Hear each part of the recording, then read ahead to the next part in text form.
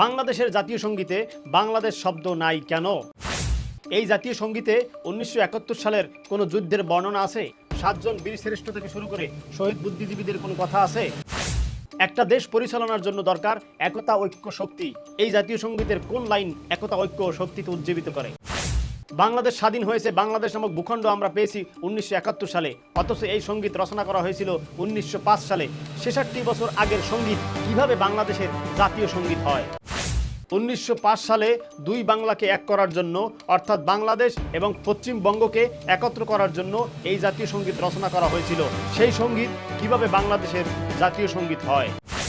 এই সঙ্গীতের এমন কোন লাইনটা আছে, এমন কোন কথাটা আছে যে কথাটা জালিমের বিরুদ্ধে, মাজলুমের পক্ষে, দুর্দিনে সংকটে আমাদের উজ্জীবিত করে, আমাদের চেতনা যোগায়, আমাদের শক্তি যোগায়? এমন কোন লাইন এই জাতীয় সঙ্গীতে আছে?